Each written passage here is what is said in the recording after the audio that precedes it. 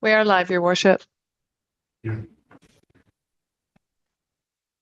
afternoon, Council. I'd like to call this regular council meeting of September 24th, 2024 to order with adoption of the agenda. So you want to make that motion for me, please?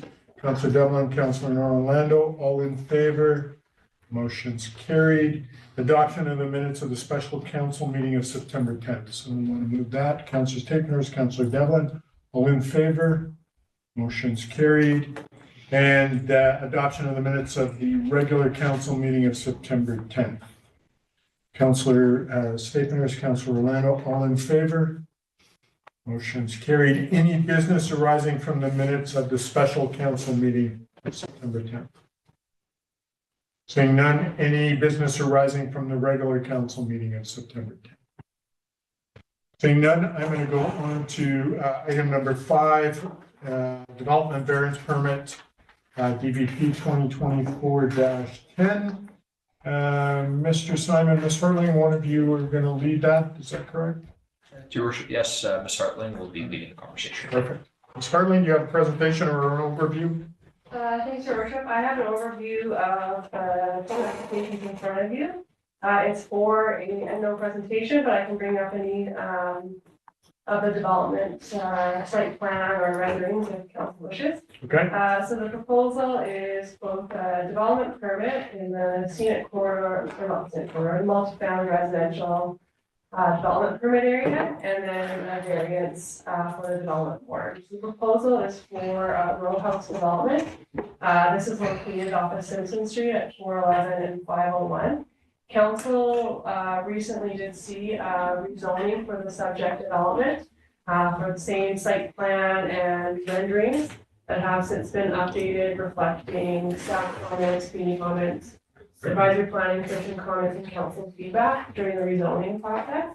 So the applicant has brought forward a development variance permit to vary parking stalls, and then a development permit for the form and character of the 6 row house buildings, which also includes landscaping. So just to give you a bit of an idea, it's 6 row houses side by side in your package there. They are accessed off of a private strata road that meet the building setbacks of the R6 zone that the property is zoned under. So parking being provided is 2 parking stalls per dwelling unit. So that'd be 36 stalls. There's 18 row houses with 18 secondary suites proposed. 1 stall in the garage and 1 in the driveway partially covered by the 2nd story deck that's on the units. 10 stalls for 18 secondary suites. And then bike parking is also provided for the units and the secondary suites, a total of 30 bike stalls with an additional 4 stalls for e-bike parking. And this e-bike parking is proposed to be covered by a roof style structure. And this is after hearing from the ABC comments that has updated this. Garbage can enclosures on the internal side of the building, screened from public road and neighboring properties. And then the landscaping walkways around the perimeter and between buildings and lands for buffering from both the street along Simpson Street and the neighboring properties. There's enhanced landscaping of trees and shrubs all throughout the development between the units. And then there's raised garden beds that's dedicated as a community garden at the rear of the development. You can just see on the screen there the view from Simpson Street. These renderings have been updated since hearing from the Advisory Planning Commission, looking for more articulation along Simpson Street, and then also with the trees that are proposed for landscaping breaking up the building form. And so the proposed form and character along the Strata Road is all facing the next image there, facing the Strata Road with 2nd story decks. The ground patios are at the rear for the suite, and since hearing from the EPC, the applicant has updated the plan to include a covered suite entrance as well. So the variances requested are to reduce the required parking space for an accessory dwelling unit, so secondary suite, from 1 to 0.55 parking spaces per dwelling unit, with a total of 10 spaces for the proposed secondary suites. This proposal has been updated since the applicant had requested a reduction from 18, I believe it was to 5 parking stalls for the suites, with the requirement of dedicated visitors parking spaces, and then also accessible parking spaces for any multifamily development, whether it's ground oriented or apartment building. So the staff have worked with the applicant to update the parking to include more permanent parking stalls for the secondary suites, while the other reduction request is to reduce the required parking space for residential visitor parking from 1 to 0. And then the other one is to reduce the number of mobility challenge parking spaces from 1 to 0 as well. This is supported by staff as a proposal is ground-oriented row house dwelling separated by party wall within a building strata, and they have individual driveway access with 2 parking stalls per unit and 10 for the suites, with an internal private strata road managed by the strata for parking. And then the sides of the dwelling units have large enough spaces to accommodate accessible parking stalls if the resident does need an accessible stall. So that can be worked out with the strata. Other variances to allow parking areas to be located within the required front yard setback area. This is a standard allowance for ground-oriented individual access driveways for duplexes and single-family dwellings. And staff are proposing to allow this parking area in the new zoning bylaw rewrite for any ground-oriented building that's separated by a party wall. The development permit for form and character, it does align with the OCP's multifamily development permit guidelines. And this is with the scale, height, breaking up the massing, the form and character, building articulation. We're going to get into all the details. It's in the report, the review of off-street parking, form and character, and environmental considerations that the applicant has taken into consideration with their development plans. And staff are here if you have any questions about any of the aspects of the application. Great, thank you, Ms. Hartley. So, council. The application attendance as well, if you have questions. Apologies. Council, any questions of Ms. Hartley before I ask for the motion to be put on the table? Council Plummer. Yeah, just one question, on the parking, the provision of potential of cash in lieu of parking, is that at all in this discussion? And maybe you could just review a quick snapshot as to what that tool could be and where we're at. So I'm not trying to confound with the staff recommendation, but it's just having that context information. Through your worship, cash in lieu is an option that any applicant looking to reduce parking can look at proceeding with. But also a variance is also an option. Where parking may be completely in line with the city's strategies for parking and required parking within the zoning bylaw, you may see staff not recommending support for a variance, and then the applicant always does have the option of doing a cash in lieu, where there is support for reducing parking for the development form. The applicant may pursue a variance, choosing that instead of the cash in lieu. It is something that in the future, with updated provisions, you may see more cash in lieu options, but it's hard to say without having an updated zoning bylaw parking regulations that meet the goals of the city today. Thank you. That answer your question, Council? Yes, thank you. Someone want to, Councilor Stickler. Just a question through the chair to Ms. Hartley. Can you please provide us the proximity to local public transportation from the site project? Your worship, yes, I'll just have to look at a map. I believe the closest one would be at South Side, so I'm not sure the distance. That or Dutchman and Leach.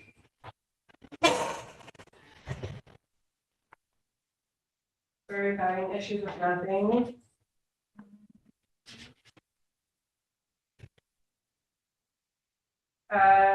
Direct line of sight or by road walking distance. Travel this one. Travel distance would be great, thank you.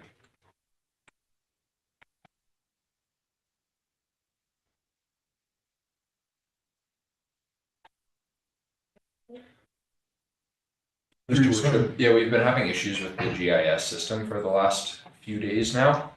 I know we did look at this at the rezoning stage originally. I believe, I want to say off the top of my head, I think it's 1.1 kilometers traveled distance, 900 meters, somewhere in that vicinity to the south side market from the subject property. The applicant may be able to verify that. I think it would be somewhere between 900 meters and 1.2 kilometers traveled distance.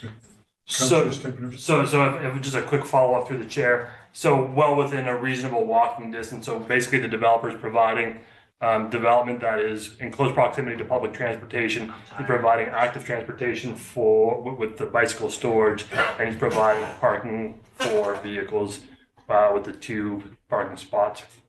Okay, perfect. Thank you. I'll ask one last time. Any other questions? Councillor Mann. Yeah, Your Worship, through the chair, a question for staff.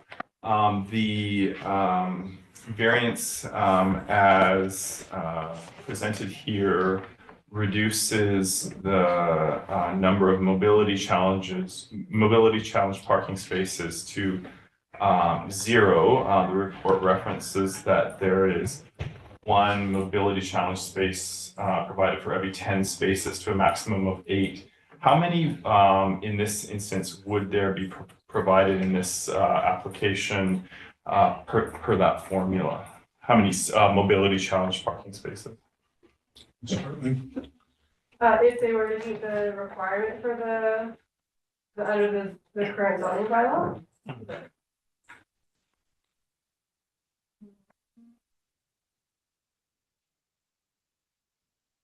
And Your Worship, and to add to that, maybe under the current bylaw and then under rough estimate of what it would be under future proposed zoning parking rules that we are targeting at this point through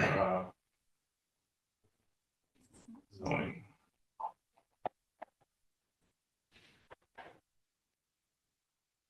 Mr. Sutton. Through your worship, you would need, so it's 1 for every 10 spaces to a maximum of 8 spaces. So 40 or 36 principal dwelling parking spaces. So we'd be looking at 3.6 mobility parking spaces rounded up to 4. And with respect to the new zoning bylaw, this is where this type of development falls in an interesting area. We've considered and we've proposed in the draft bylaw right now, through worship, if I may, to look at row house developments. So where it's separated by a vertical party wall and you have direct driveway access, at actually eliminating visitor parking and mobility parking for it. You're generally going to get larger driveways, and what we really want to focus on for visitor parking and mobility parking is for apartment style developments that are coming in where you have those communal parking areas rather than parking areas with ground oriented housing. So you'll see those changes contemplated in the new zoning bylaw. If this proposal came in today under the new zoning bylaw, assuming it was adopted in its current form by council, you'd be looking at 1.5 spaces per each row house unit rather than 2. So that gets them to 27 spaces. And then potentially, because one of the provisions in the new zoning bylaw is no parking required for suites if it's less than 27 square meters. Their suites are between 28 and 29 square meters. So the applicant may look at revising it to bring it down. But you'd be looking at, 37 parking spaces roughly under the new zoning bylaw for this proposed development compared to the 46 that they're proposing today. Follow up, Councillor? Yeah, Your Worship, through the chair, I guess the report does reference cash in lieu payments for parking. I guess my question is in terms of setting options, are you making decisions about that? Does staff consider, for example, partial requirements? I mean, it's not a suggestion, but as a thought, if we're reducing mobility challenge parking spaces from 3.6 to 1, and that some of the suites do have no parking, as I understand it, whatsoever, would we consider partial cash in lieu options in that case, such as charging cash in lieu for the mobility challenge parking spaces that are not going to be an option anymore, or other similar formulas that would recoup or provide for cash in lieu for the concession in this variance? Through your worship, so the cash in lieu option is if that's something the applicant is choosing to pursue. What staff review is what the applicant is proposing. If staff was not in support of the reduced variance, then the applicant may wish to pursue that cash in lieu option that is available to them. However, staff are fully in support of the requested variances and have worked with the applicant who was providing the dedicated, accessible parking stalls and the visitor parking stalls that were required or that are required by the bylaw. However, it was reducing the allowance for the permanent secondary suites to be able to use those stalls because the zoning bylaw currently doesn't take into consideration combined uses of parking stalls.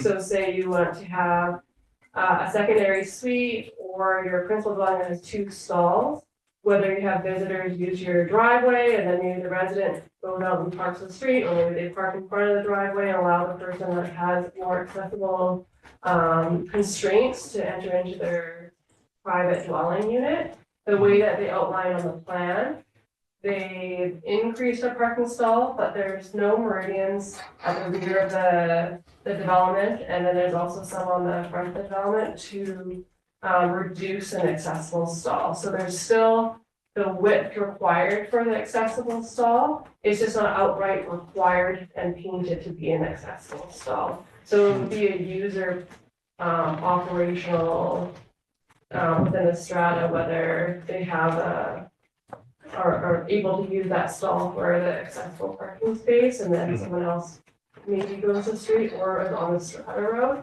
But it's more of an operational use of the parking for the strata, not to restrict it to one user type of parking. All right, there is a motion in the package. Does someone want to put that on the table for me, please? Councilor Devlin. I saw you looking. I'll move the development variance permit DVP 2024-010 be issued at 411 and 501 Simpson Street for the following variances to zoning bylaw number 2299, section 13.2, required off-street parking. To reduce the required parking space for an accessory dwelling unit from 1 to 0.55 parking spaces per dwelling unit with a total of 10 parking spaces for the proposed 18 secondary suites. To reduce the required parking spaces for residential visitor parking from 1 to 0 visitor parking spaces per 5 row house dwelling units. Section 13.5, location and sitting of parking facilities. To allow the parking areas to be located within the required front yard setback area. And section 13.6, development and maintenance standards to reduce the number of mobility challenge parking spaces from 1 mobility challenge parking space shall be provided for every 10 spaces to a maximum of 8 spaces to 0 mobility challenge parking space shall be provided for row house dwelling units. Thank you, Councilor. Appreciate that. Seconder for the motion, please, Councilor Palmer. Discussion on the motion. Councilor Palmer, then Councilor Luna. Thank you, Mayor Souls. I'll be in support of the motion. I have a few points to make. First, I would just like to thank the applicant throughout this process has, I think, been very responsive to APC and some of the design changes and work to make this a good, overall, a pretty good application and a good little community. And we're getting that increased density that we're hoping to infill. Some comments on parking. So I look forward to the day that we actually get this parking thing out of it, that we have some really consistent stuff, because every time it's a case by case scenario. It's taking too much of our time here at this table. It's taking too much of the staff time. So I do look forward. And so again, this is one on this case. It is not precedent setting. We're going to see others that may not make sense, that might feel similar. So I just would like to make sure that that's really clear, that we're getting that message. One, that we need to really address this parking thing, and we're doing it partially through the zoning bylaw.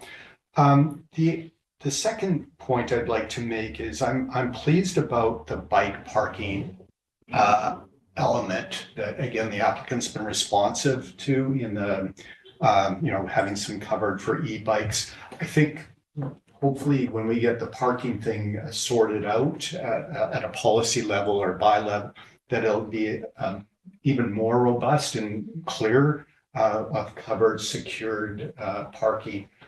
For me, that's a big a selling point, is because this is a very much a biking community. By the way, it's go by bike, fall, go by bike for the next couple of weeks. So staying on task, however, that just exemplifies that this is a bike community, and and so that's really good. This cash in lieu thing keeps on coming up, and of course I asked the question, and it's just to keep that in context. I think it's a poor solution because we're looking at individual areas unless we have some sort of plan. So we've had this cash in lieu thing for a long time, but the city has no plan. So we have a little bit of money sitting there that's not really enough to do anything, and we don't know what we're going to do with it. So those are my sort of general points. I think this is generally hitting the mark where we want to be as a community. Not quite perfect, but it's helping us move in that direction. Thank you, Mayor Schultz. Councilor Orlando. Your worship, I'm going to vote a little bit and see if the mover and seconder are amenable to an amendment, and that is as it stands, but that cash in lieu be provided for the 3.6 units or whatever a more precise calculation may be for the mobility challenged parking spaces that are required under the current bylaw or under the current rules. And yeah, I hope that was clear enough for staff. Yeah, I'll second as a formal amendment. I'm not quite in a place for a friendly amendment. Okay. A formal amendment, sure, yeah, I understand. So I'll second it as a formal. Okay. And who else was involved in that vote? So, Councilor Devlin? Well, they're doing this. No, yeah, there's not. Yeah. Yeah, okay, go It ahead. doesn't require my consent. yeah, so I'd like to hear a little bit more from Councilor Orlando. Councilor Orlando, do you want to expound on that? And then I'm going to go to Councilor Cherry. Sure. Yeah, just my thought is we will be working on parking planning. I absolutely 100% recognize the direction we're going, in reducing parking requirements. It makes housing more expensive, it can be excessive, it's poor use of land, et cetera, et cetera.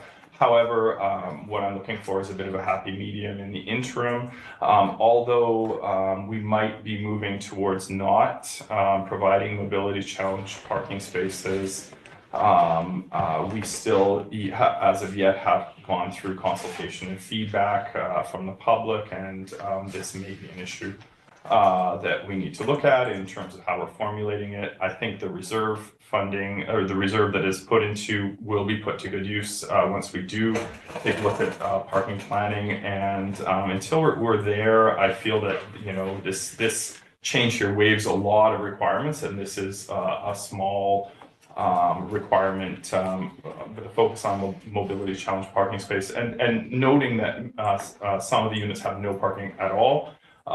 It would be, I think, a small concession given what council is already varying as proposed. Councilor Cherry. Yeah, thanks, Mayor Sauls. Just to clear up some information, there is parking provided for every housing unit here. There is not parking provided for every secondary suite. So I want to make sure that Councilor Orlando uses the proper language in that sense. Probably just an overstep or an oversight, so I understand. I just want to preface that I'm not in favor of forcing a developer to pay an outdated cash in lieu for mobility challenge parking, which does zero to do anything for parking, especially those that would have mobility issues. So I don't see why we're going to look at the developer as another cash cow for our parking woes in this city. I'll save the rest of my comments after this motion. Thanks. Okay, thank you. And Councilor Stegner, so you have your hand up? Yes, sir. I won't be in favor of the of the amendment as proposed by Councilor Orlando, merely for the fact that I believe it's another hurdle in housing that is unnecessary and unjust.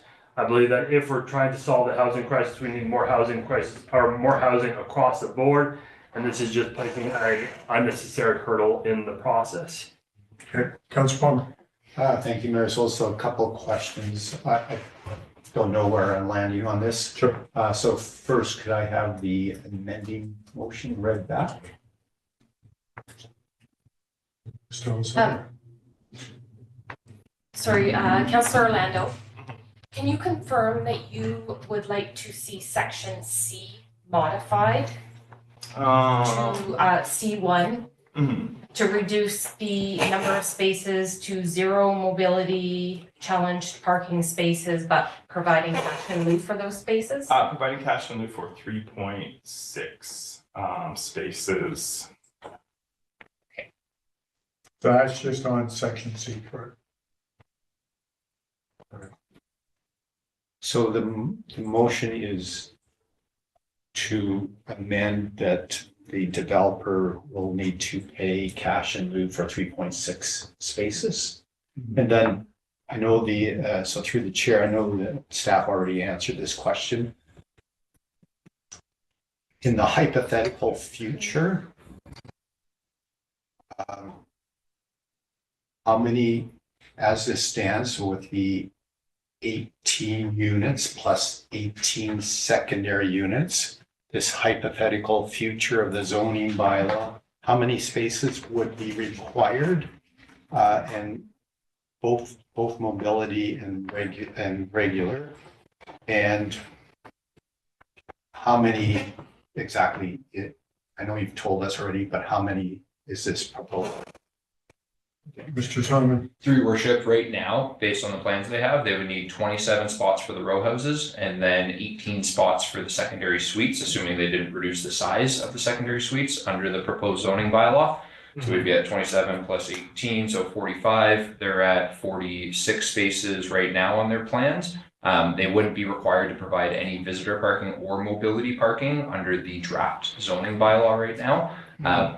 And if there's any further clarity, because there are some important legislative distinctions for the cash in lieu provisions that I think is relevant information for council, if I may. Yes. So under the legislation and under our zoning bylaw, as Ms. Hartling indicated, the cash in lieu option is there at the prerogative of the applicant. So it's not intended to be something necessarily where council or staff get into this negotiation with the proponent where it's will vary X amount, but not Y amount, and you'll need to provide X amount of cash in lieu. And one of the really important pieces here too is if the city is collecting cash in lieu of parking, we're supposed to be reporting out every single year on what we're using that money for. And it's supposed to be part of this broader plan for parking facilities and of trip facilities. So staff are planning on revisiting that and looking at our rates overall as part of our future parking management strategy to tie this all together, which will work really well with our zoning bylaw changes. So, you know, in probably a year from now, you'll see a very different approach from staff for these parking variances where our zoning bylaw is updated. So we're not penalizing developers because we have rules from 1960, 1970 parking standards. And then we also have a program set up for if a developer is going to choose to pay cash in lieu rather than providing parking on site, we're reporting annually to council and the community to say we've collected $100,000. We spent $50,000 on end of trip facilities. So just to be really clear there, that's why you're seeing staff be very conservative with this cash in lieu, because there are these legislative requirements that the city historically hasn't been 100% consistent. Okay, appreciate that. Councilor Cherry, you can hand up. Thanks, Mayor Sauls. Just a question through the chair to staff. With this proposed 3.6 cash in lieu parking spaces, how much would that cost? Through your worship, it would be, if there's 4 spaces, it's about $84,000. So you're looking at, you know, if it was directly translated to the cost of each unit, you have 18 units with suites in there, you're looking at about just shy of $5,000 per unit extra. Thank you. And just one last comment. If this motion goes through, I'll be adding a deferral motion for the entire project until after the zoning amendment. bylaw. All right, any other comments from other councillors? Councillor Orlando, Councillor Devlin? Yeah, Your Worship, I think we have an opportunity to, as part of this project, future development on the roadway is planned in terms of, I think it's called sidewalk, or I don't know exactly if it's what the design would be. We have an opportunity to, for the dwelling units that are in this building that have zero parking whatsoever, to provide an opportunity for them if somebody is coming over, or their aunt or their uncle is coming over and needs a mobility challenge spot, to put mobility challenge spots, put that out on the street, and provide for them, for example, for that. And I think we should consider it. We haven't got there with our zoning bylaw changes yet. We haven't heard feedback from the community, and I think this is, since we're varying so much, it's just a small concession. I would encourage you to support it.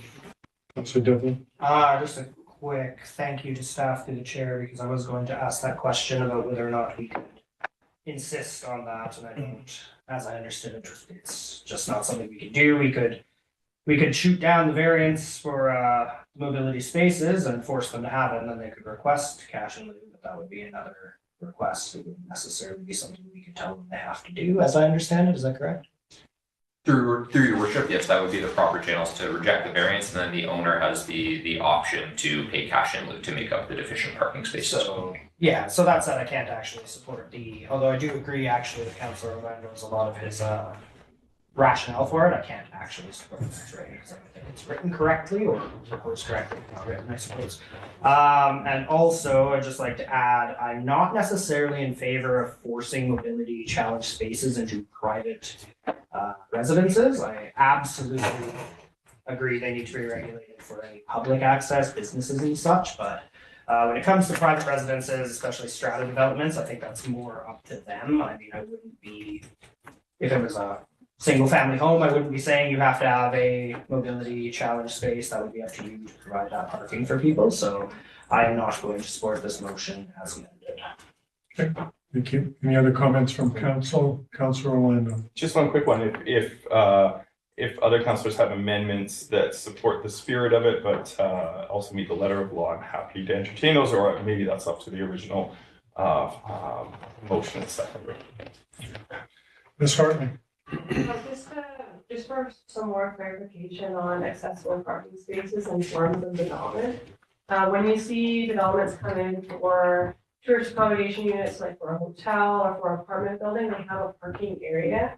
And then the accessible parking stall is a certain distance from that accessible space.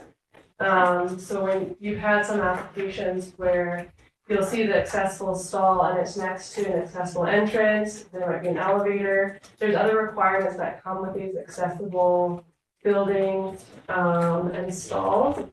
This development form is not designed as an accessible row house development. It's on ground. It is ground oriented, but it doesn't have those requirements that dedicate a certain area of the building as an accessible unit. So just for staff's clarification, for understanding, is where we do have accessible parking stalls in the bylaw. It is stated, so we are looking at standards provincially and throughout other municipalities of different building forms that do require accessibility, and we do want to provide accessibility. However, with this layout of the development, with it having individual driveways where it's user operated for that individual owned unit or rented unit, it's not a parking area where there should be an accessible stall for entrance. Appreciate that comment. Anyone else want to weigh in? I personally am not supportive of the amendment. I feel the same way as Councillor Devlin, Councillor Cherry. I feel that since it's private development, there's ample work with the parking spaces for the units now. If someone shows up with a mobility issue, they'll be able to utilize that space to be able to get themselves out, or their friends that they're visiting to be able to get out. So I look at it and go, we're adding another $84,000 to the price of the units. It's going to drive things up. We're driving up prices. I'm looking at it and thinking that we can work around it by the way the staff have this amended or placed as a variance here in our package. So for clarification, Ms. Boyd, we will call the vote on the amendment and then the original. Is that correct? All right. I will call the question on the amended motion. All those in favor? All those opposed? Note that Councillor Orlando is in favor. The balance of councillor is opposed. This motion is defeated. So I'll call the question on the original motion. All those in favor? Opposed? Note Councillor Orlando is opposed to the original motion. Balance of council is in favor. This motion passes. Moving on to number 2, Councillor Devlin, will you humor me? I will absolutely be nominated for that. I will move that development permit DEP 2024-009 be issued at 411 and 501 Simpson Street for the form and character of 6 row houses, each containing 3 principal dwellings and secondary suites with site landscaping and parking. Seconder for the motion, please. Councillor Lucelle. Any discussion on this motion? Seeing none, all those in favor? Opposed? Motion's carried unanimously. Item number 3. And I will move that the owner provide security for the due and proper completion of landscaping in the amount of 125% of the amount identified in the cost estimate to the city of Revelstoke in the form of cash or unconditional, irrevocable, auto-renewing letter of credit issued by a Canadian chartered bank or credit union prior to issuance of a building permit. Seconder for the motion, please. Councillor Lucelle. Any discussion on this motion? Seeing none, all those in favor? Opposed? Motion's carried unanimously. Thank you. Thank you, Ms. Hartling, Mr. Simon, I appreciate it. Just going on to announcements from the mayor. I just want to say thanks to the art community for another successful Luna. It's great to see so many people out, so many families out this weekend. Appreciative of that. This past week, a lot of council was down in Vancouver for UBCM. Successful meetings, lots of meetings, and appreciate all those who attended and for the work that goes into getting us to UBCM. September 30th is Truth and Reconciliation Day. I just want to make that note so that if you're so inclined to support that, we'd appreciate that. It is what we call Orange Shirt Day.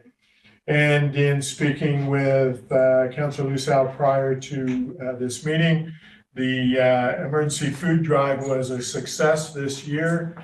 7,300 pounds of food was gathered, $3,000 worth of cash donations, and an amazing 200 volunteers. So I want to thank all in our community who participated in the food drive and made that a success.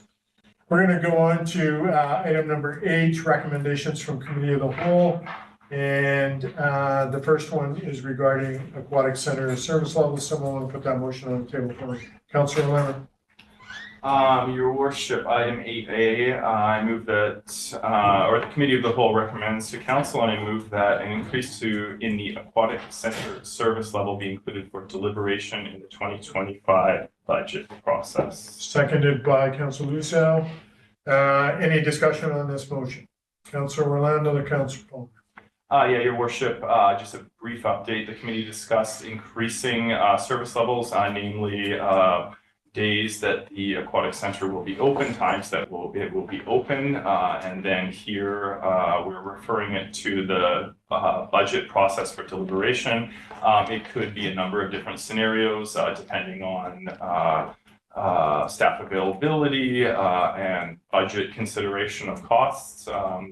Personally, I'm excited to see it. I think we, as the community is aware, we kind of ran into challenges with staffing, with lifeguards and whatnot, where staff have been working hard to build back capacity and are continuing to do so, and we're hoping to move forward. We're discussing moving forward and budgeting for increased hours and increased times to increase the service levels there now that we are back onto a path for success with staffing the Aquatic Center. Councillor Palmer. Thank you, Mayor Souls. I'd just like to make a special recognition to staff on trying to address the service levels, just going in a way this is the way the motion is to increase the service levels, but it's really getting back to the service levels that we had back pre-COVID. Right. And the challenges that happened over the last 5 years was the COVID situation. And then since in the post-COVID, the ability to get employees. And then things got massaged over time. So some things have changed where we are at today. The community's been pretty loud and clear that they want service levels. We have this, quite frankly, a world-class aquatic center for a small community, and we want to keep it that way. The staff has done a great job on the very challenging circumstances to get staffing and to get that message out through various channels, and I think they've done a good job. We are still closed on Sundays, but that's part of the discussion out there, is potentially getting back to being open on Sundays again. There will be a few things that are changed, but overall, I think we're in the right path. Thank you, Mayor Souls. Appreciate that. Any other comments? Seeing none, all those in favor? Opposed? Motion's carried unanimously. Moving on to item 8B, development cost charge update. Someone want to put that motion on the table? Before I do that, Mr. Black, any further overview that you would like to mention before I ask for the motion on the table? Thank you, Your Worship, and I have no further information to present. Okay, perfect. Someone want to put this, Councilor Orlando? Your Worship, item 8B, I move that draft development cost charges be released for public engagement based on project lists and information presented at the September 12th, 2024 Committee of the Whole meeting. Seconder for the motion, please, Councilor Palmer. Any further discussion on the motion? Councilor Orlando, you want to speak to it briefly? Sure, yes. Excited to see this moving forward. This is the development cost charges bylaw. Kudos to staff who have worked very hard on bringing this forward. Development cost charges bylaw are based on a comprehensive inventory and assessment of future infrastructure needs for the community, and as well as calculating for what percentage of those are attributable to demand created by new development. This has been long in the making.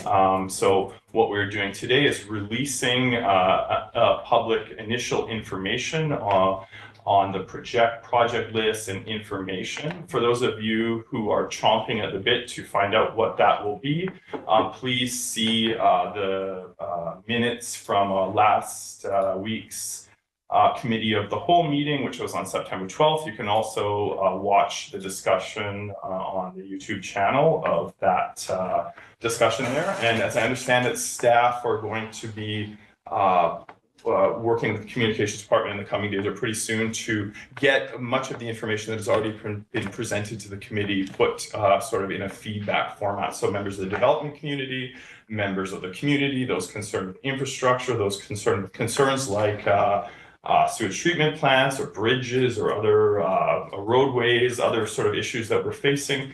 Water can go and have a look at some of the initial project lists. And finally, this is not the bylaw. What we're doing is seeking feedback and engagement at this point. And then after receiving direction from council, we will take the next step to develop the bylaw. But many years in the making, I'm happy to see this come forward for the public to have a look at.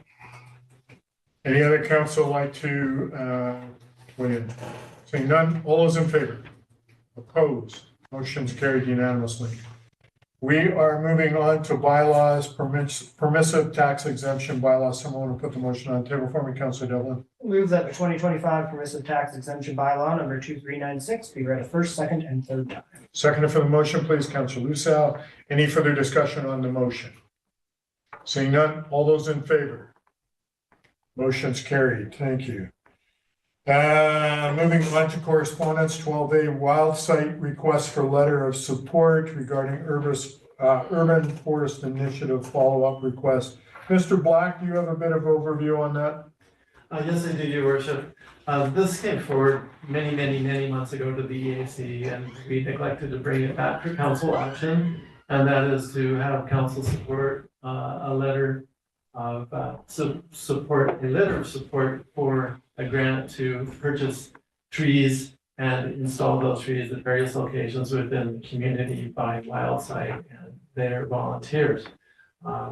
The package does have some locations that's spelled out for these new trees. CP has actually indicated that they would be interested in seeing some trees placed along the right of way of Victoria as part of this too. And Wildsite has added some more trees to this program in order to accommodate it.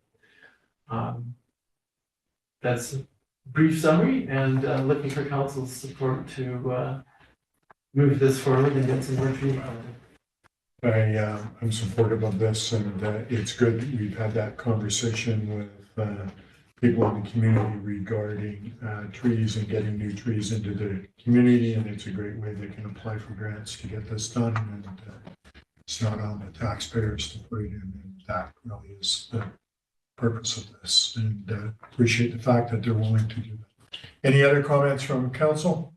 Councilor Orlando, Councilor Plummer.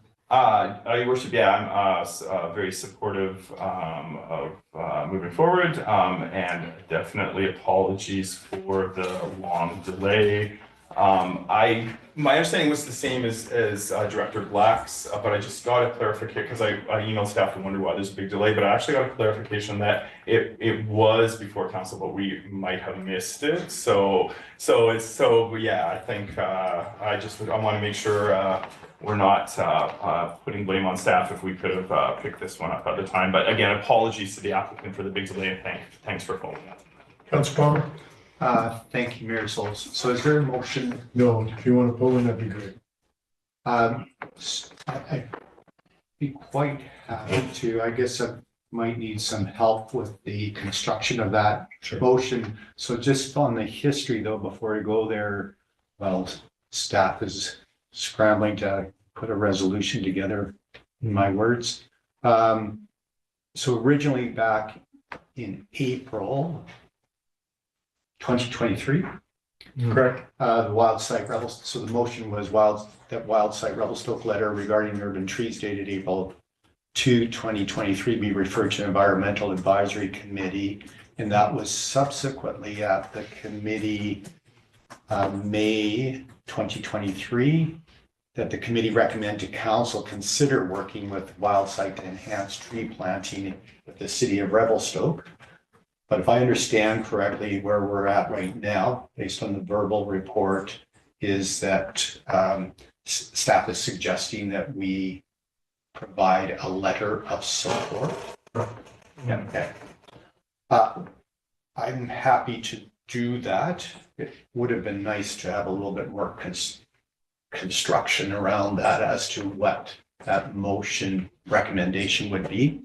But if staff has perhaps some wording, I could put that motion on the table. Sure. How about that a letter of support be provided to Wildsite for grant funding applications for the Urban Forest Initiative project? That's exactly what I was thinking. Seconder for the motion, please, Councilor Stapleton. Any further discussion on this motion? All those in favor? Opposed? Motion's carried unanimously. Thank you. Moving on to draft strategic priorities chart. Who wants to lead this conversation regarding that? Is there any overview? Do you want to discuss this? How do you feel? So I will go to our CAO first. Sure. How do you feel, Mr. Cronin? Thank you, Mr. Mayor. Council, this is a draft. It sort of outlines our next 2 years, being that 2024 is drawing to a close. You've met the consultants twice now. We're continuing looking for feedback on this as we define it even further.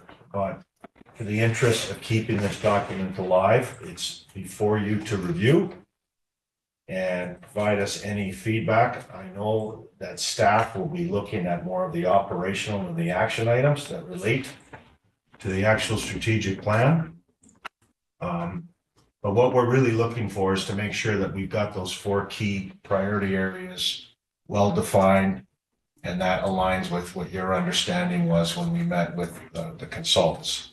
Our hope is to have the priorities part of the agenda package, but also more specifically outline some of the action items that hold staff accountable to make sure we're achieving those said priorities. So it's before you for review. And any comments and input, please direct them to myself and we'll report back. Thank you. Good, appreciate that. Any comments from council at this point? Councilor Devlin? Yeah, I think this looks like a very good first draft. I appreciate that it is only 3 pages long and it has a large font. So that makes it easily digestible for me and probably for most of the rest of us, because to be frank, if we were smarter people, we probably wouldn't be in public service. So. All right. I'm going to leave it at that. We're going to move on to questions from the press. Ms. Delaselle, do we have any questions from the press? There are no questions from the press, Your Worship.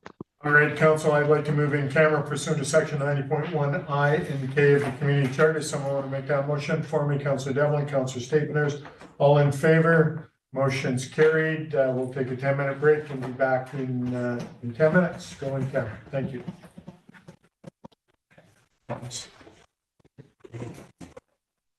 Mr. Cherry and Clulet. I'm not sure where he is, somewhere out there.